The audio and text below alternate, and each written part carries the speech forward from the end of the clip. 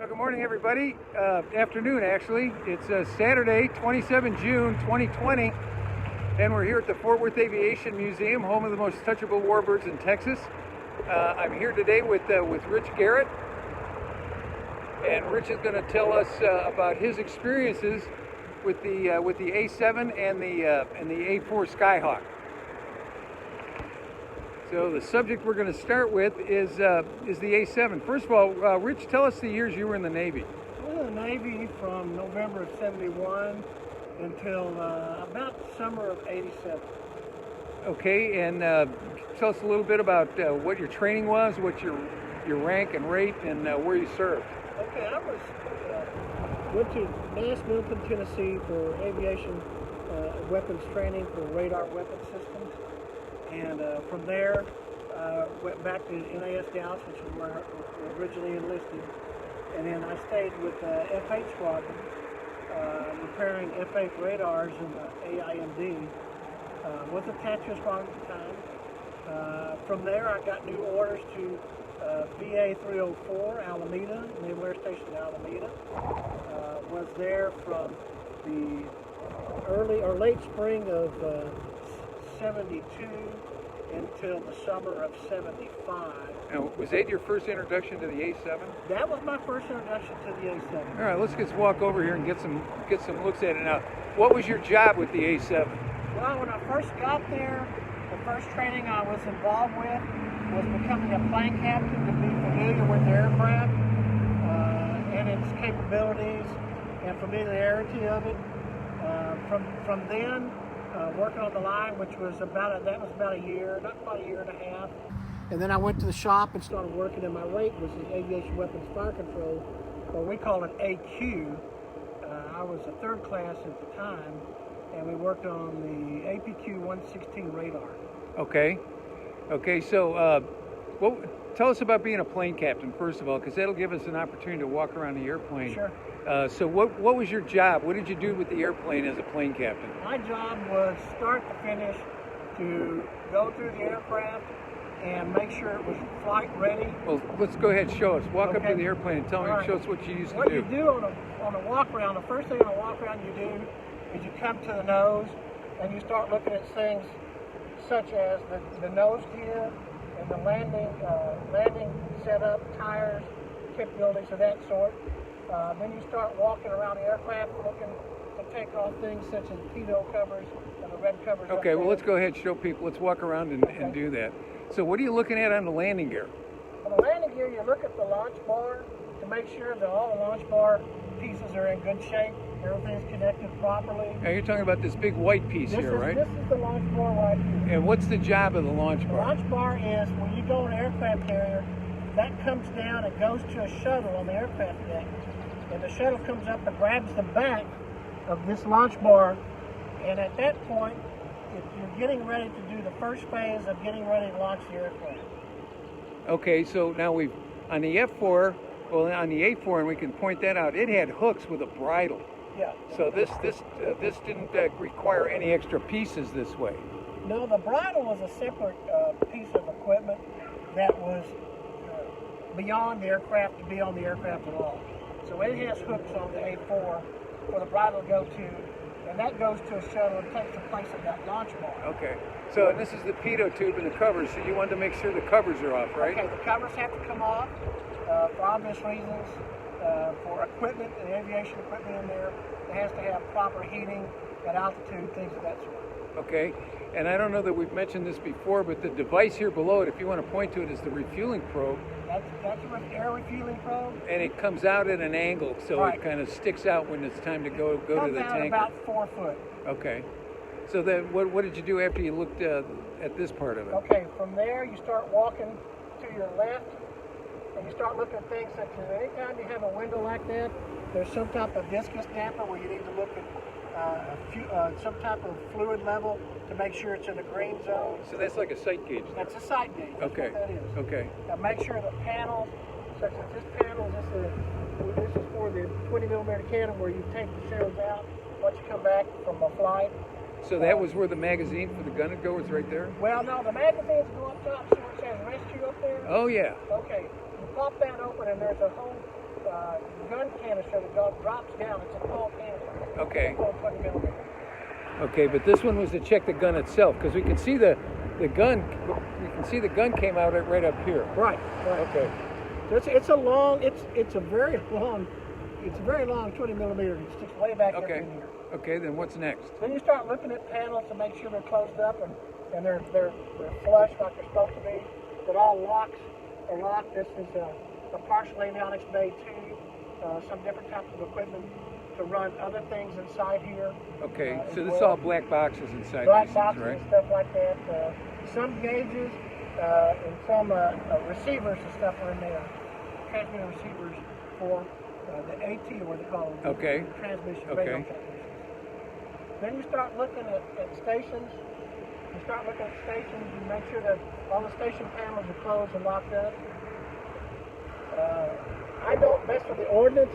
That's the ordnance guys. They make sure that all the pins and stuff, if it's going out, we'll have the pins properly. Okay, would it have already had the ordnance on it when you were doing this? It will not have had the fuses. So there were some times, depending on where you were, what base you're on, and what kind of jet you're on, you may not have these. Okay, but a lot of times we did not. But the weapons would be on, but the fuses were probably not in, and the ordnance guys would do that. Now, do they do that in an arming area, or do they do that? They did a final area at the end of the runway. Okay, good. And then up here there are pins. We don't have pins. We went ahead and made this permanent. We put bolts in here. We don't want people pulling pins for obvious reasons. So what was it? What was the function of that pin? The function of the pin was to be a quick release on this as a jettison should the pilot get in trouble and he had to jettison everything. If that pin was in there, there's no way for him to get rid of his load. Okay. So that would blow. There's an arming structure here with a huge cannon shell that will blow it off in case of burns. So that's just so you can get rid of the weight, because we're looking at this one. We've got 6 Mark 82 bombs, 500-pound bombs on here.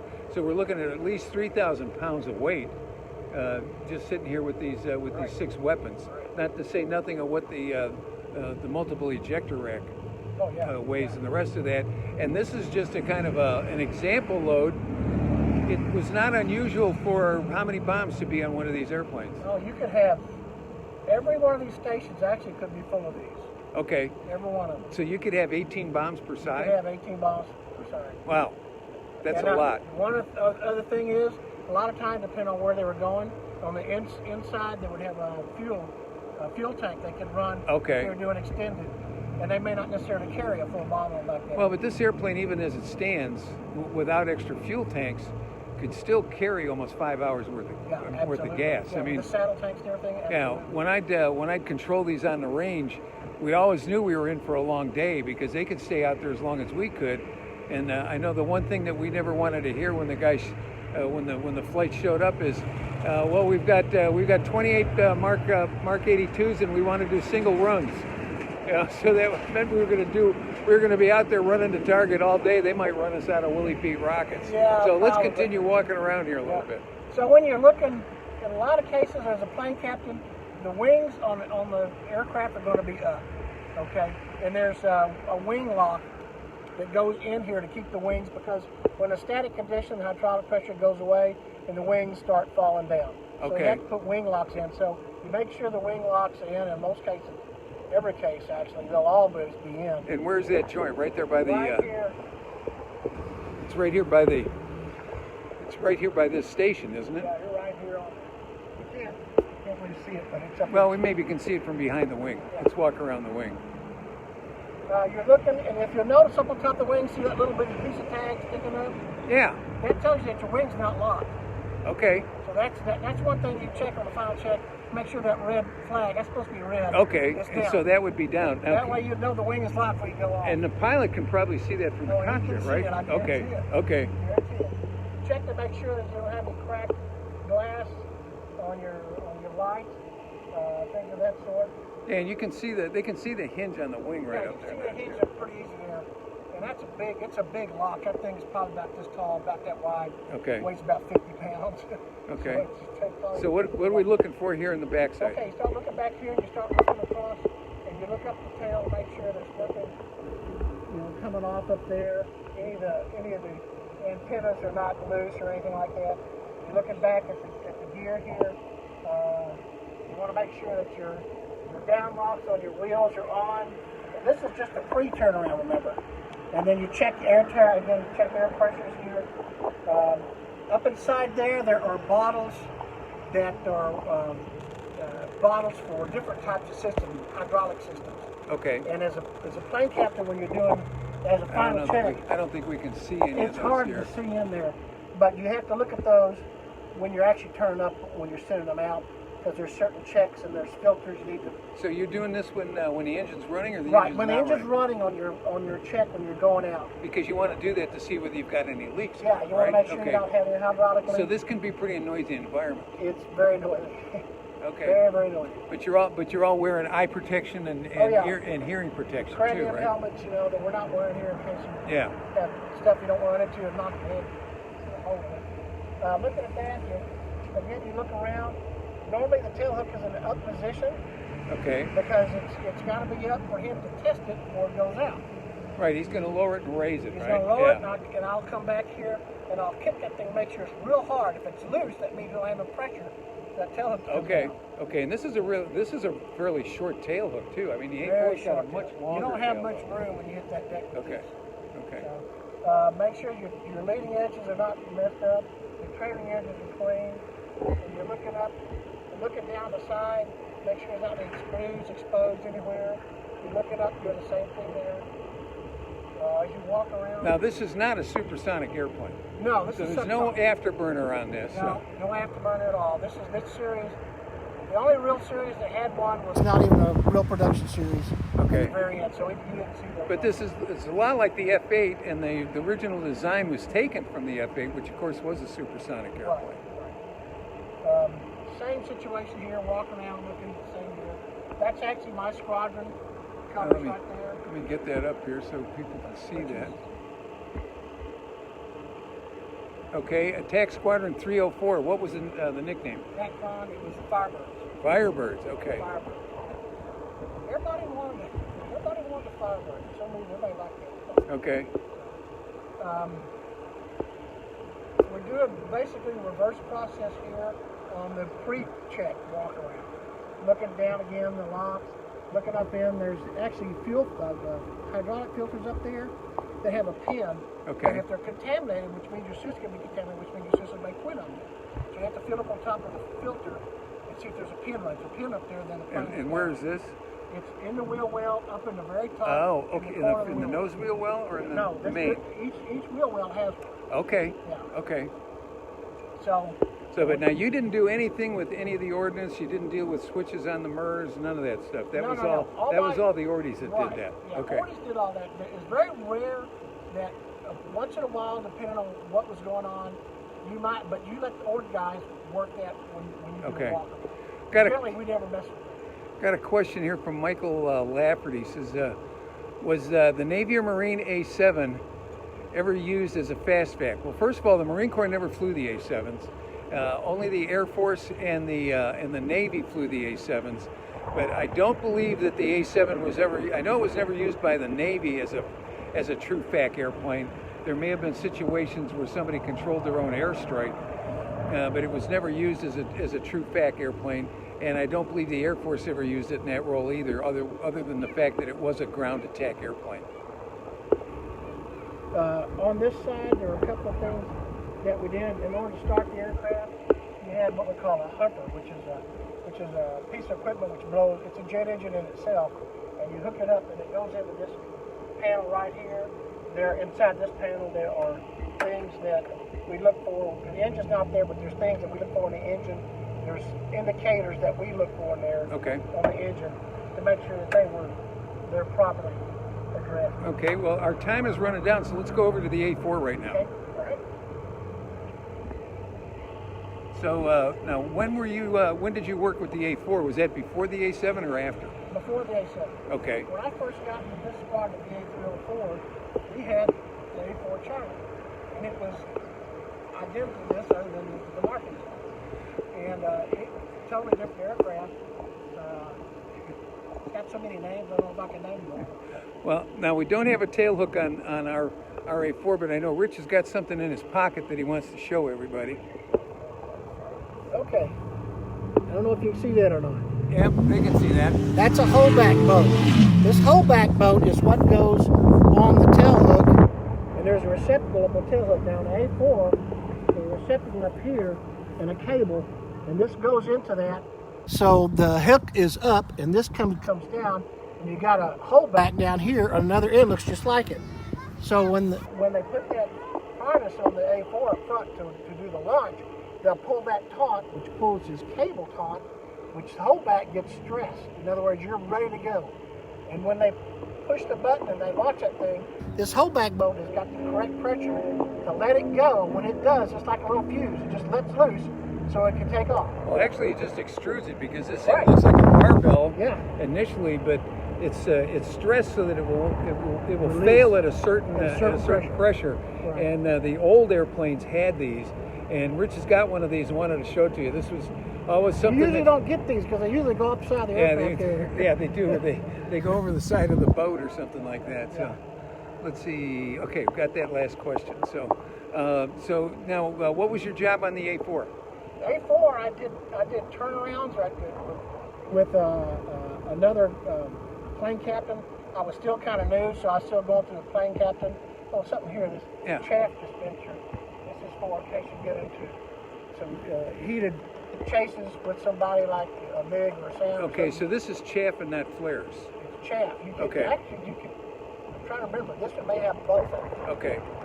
And so, off the top of my head, and so chaff is just like strips of aluminum foil. That's what it is. Okay, as opposed to a flare, which is an actual heat source.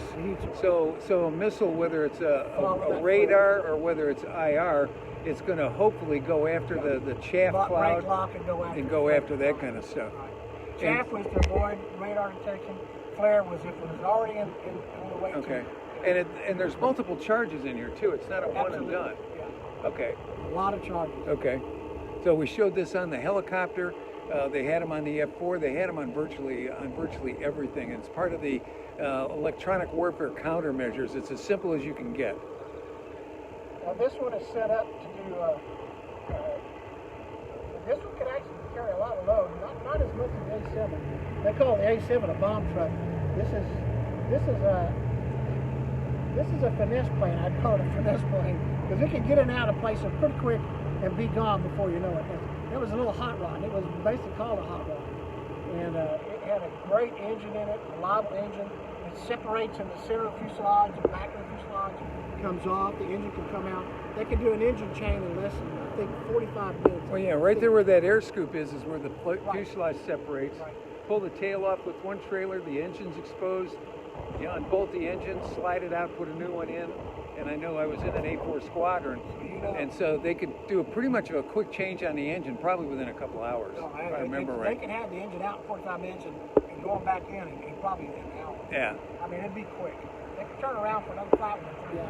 So it didn't carry as much ordnance, but actually these airplanes, because they had a longer career and were flying before the A-7, dropped more bombs during Vietnam than anything else.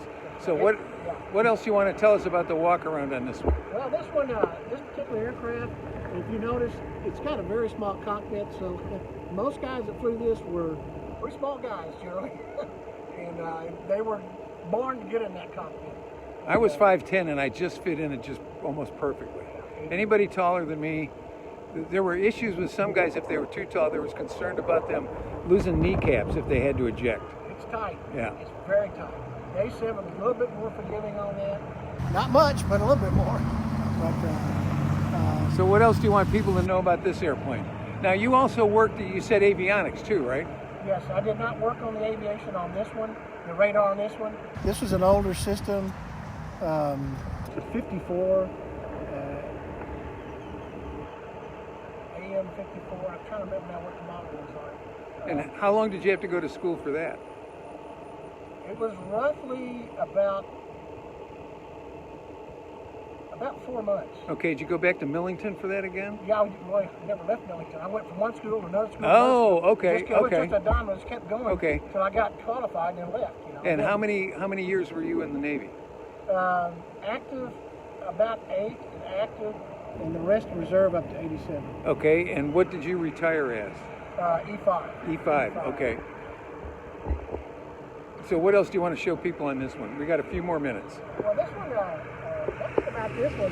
This one had wing root guns. And you can see we got the panel on. There's no guns in this one. 20 millimeters. The A-7 had 20 millimeters as well. The rate of fire on them was excellent. And they were very good guns. But well, I'll tell you what, they spit them out quick. And you gotta, when their pilots come back and tell us, we ask them make sure they squeezed off bursts, not to let it go. Oh yeah. Because they'd empty it out, you know. Yeah. The radar on the A-7 I worked on, the APQ-116, and the terrain following radar. Now, which A-7 models did you work on? A-7A, I spent almost all my time on A-7A. Okay, so you didn't get into the real sophisticated stuff of the Echoes. Well, you didn't get into a lot more of that until you started with the B version. Okay. The B version has some upgraded electronics, a different radar, but the APQ-116 radar series was the most produced radar system in the Navy. Over 500 models made and 24 versions of it, and they were used on F-111, the RF-4C, the CH-53, and the F-111. Okay. All variations. Well, now before we leave, because we're actually over our time limit here, tell us a little bit about what you do here at the museum. I'm a restorer. I do fab work on a lot of the bodies and parts and create stuff that's no longer available. I've made stuff out of nothing on some aircraft, reproduction, to get them back on the aircraft, because there's just hardly enough parts left available. And what is it about working out here that you like? Well, we just, all the guys are veterans, and I mean, some of the stuff comes back to us pretty instantaneously, so we know what to do. But some of the stuff, we're jack of all trades and a master of none. So we do everything to keep these birds up, paint them, wash, air it up, change tires, fix broken this, broken that, and then rebuild stuff basically from scratch and come to us in pieces. I got one thing here from Carl Schroeder before we leave. Carl's mentioning that the A-4 was designed to carry a nuclear weapon. That was one of its primary first design characteristics, is to carry one nuclear weapon externally, and it was the smallest airplane in the military that was had that capability. The A-7 was the same way, and you loft and run on both loft and run and peel over and go back.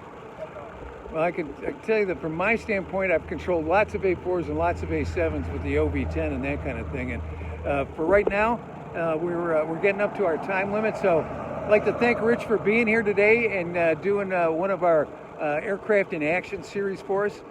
So from the Fort Worth Aviation Museum, home to the most touchable warbirds in Texas, I want you to be safe.